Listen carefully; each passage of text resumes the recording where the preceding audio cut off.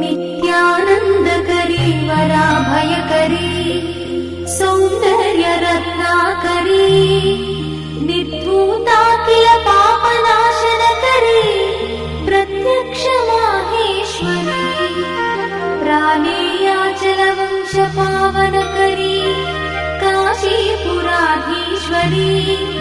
भिक्षां देहि कृपावलम्बनकरी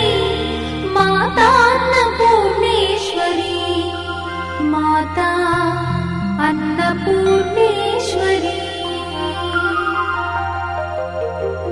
नानारत्नविचित्रभूषणकरी